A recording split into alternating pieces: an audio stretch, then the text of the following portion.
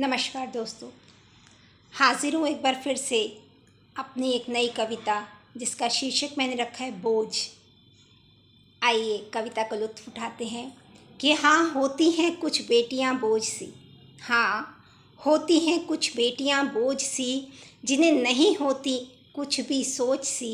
हाँ, होती हैं कुछ बेटियाँ बोझ सी, जो 12 साल की उम्र में जवान होने के लिए आतुर रहती हैं, जिनका ध्यान किताबों में हिस्ट्री ज्योग्राफी से ज़्यादा अपने शरीर की ज्योग्राफी को समझने में ज़्यादा रहता है, जो माँ की नज़रों के बचते ही मेकअप कपड़ों में इस कदर डूबती हैं कि उन्हें अपने आने वाले टेस्ट एग्ज़ाम्स प्रैक्टिकल तक नहीं याद रहते हैं, जो लड़ती हैं हर वक्त वालिदैन से बेफिजूल खर्चों के लिए, जिनके पास वक्त नहीं होता कभी भी पढ़ाई के लिए, दूध राशन आदि के लिए रखे गए पैसों को चोरी से चुराकर अपनी तथाकथित बेस्ट फ्रेंड्स को देती हैं वो ट्रीट, ताकि सब पर रौब गालिब कर सकें, जो हर बात बेबात पर माँ बाप को जलील कर कहती हैं कि उन्हें सब पता है, उन्हें सब पता है।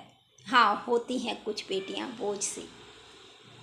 होती हैं हाँ कुछ बेटियां बोझ सी, जिन्हें पढ़ाने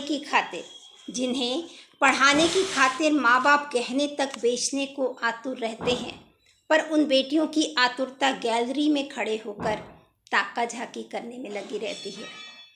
वो आगे होकर घुटने टेक कर अपनी माँ बाप के जज्बातों को भुलाकर कॉलेज से बंक करती हैं। हर महीने की फ़ीस कॉलेज में ना देकर वो अपने शगुफ़ों में ही वक्त निकालती रहती हैं। हाँ, होती हैं कुछ बेटियां बोझ सी।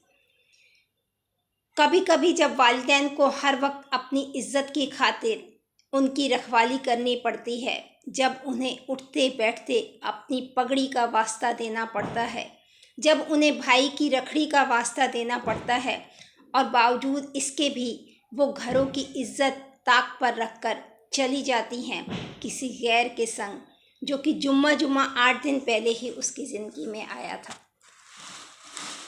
उस तथाकथित जिनजान के साथ जाने और उस तथाकथित जिनजान के छोड़ने के बाद एक बार फिर से बैठ जाती हैं माँ बाप के सीने पर आकर, मासूमियत का नकाब ओढ़कर कि मुझे उसने ही बरगलाया था, मुझे उसने ही बरगलाया था। और बेवकूफ़ ममता के मारे वालिदैन एक बार फिर से लगा लेते हैं सीने से उन बोझिल बेटियों को, फिर से खुद को छलने के लिए, फिर से खुद को जलने के लिए, कहकर कि हाँ, बेटियां बोझ नहीं होती।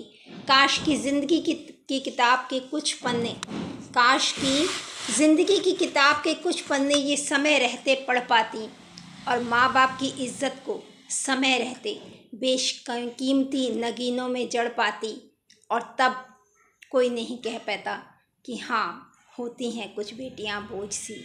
हाँ, होती हैं कुछ बेटियां बोझ सी।